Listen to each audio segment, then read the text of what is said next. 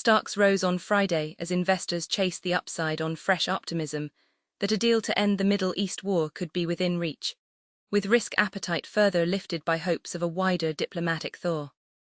The Pakistan Stock Exchange's benchmark KSE 100 index traded between a high of 173,444.89, up 3,532.94 points, or 2.08%, and a low of 170,758.25, up 846.3 points, or 0.5%, versus the previous close of 169,911.95.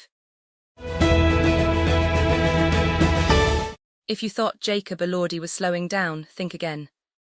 The actor just touched down at CinemaCon with a gritty new thriller, and yes, it involves planes, survival instincts, and a seriously bleak future.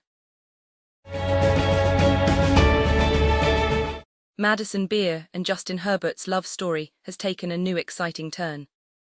On Thursday, April 16, the Los Angeles Rams quarterback went Instagram official with Madison, 27.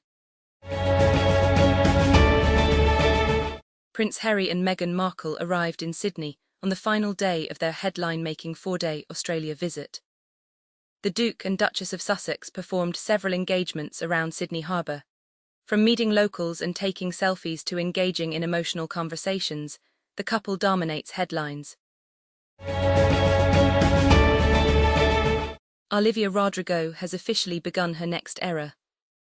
On Friday, April 17, the Grammy-winning singer released the first single, Drop Dead, from her upcoming third studio album, You Seem Pretty Sad for a Girl So in Love. The release marks Rodrigo's first song in 2 years following Guts, Spilled, the 2024 deluxe edition of her second studio album, Guts. Finance Minister Mohammad Aurangzeb appreciated China's support in facilitating Pakistan's engagements with the International Monetary Fund, IMF, in a meeting with his Chinese counterpart, the Finance Ministry said on Friday. Aurangzeb arrived in the United States on Monday to participate in the World Bank Group and International Monetary Fund, IMF, Spring Meetings 2026, taking place from April 13 to 18 in Washington, D.C. The spring meetings bring together finance ministers, central bank governors, policymakers and development experts from around the world amid ongoing global economic uncertainty. British Prime Minister Keir Starmer on Friday faced renewed calls from his political opponents to resign after it was revealed that his former ambassador to the United States failed security vetting and was still allowed to take up the job. The government on Thursday confirmed Mandelson, who was subsequently fired after Starmer said he had lied about the strength of his relationship with sex offender Jeffrey Epstein, had failed his security vetting before taking up the role. The war in the Middle East is the latest reminder of how commodities are reshaping the geopolitical landscape, leaving currencies from Norway, Canada, Australia, and New Zealand well placed to outperform larger rivals. These commodity currencies, so called due to their close correlation to the fortunes of their countries, main export commodities, include two of the best performers among 10 developed market economies, the Norwegian krone and Australian or Aussie dollar. AI infrastructure company Upscale AI is reportedly in talks to nab its third funding round since launching just 7 months ago, according to Bloomberg.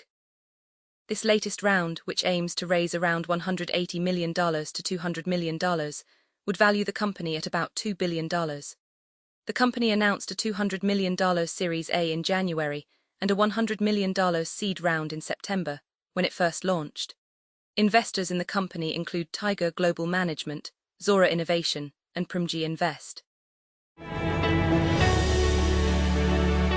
Reed Hastings, the co-founder and chairman of Netflix, is leaving the company's board when his term expires this summer.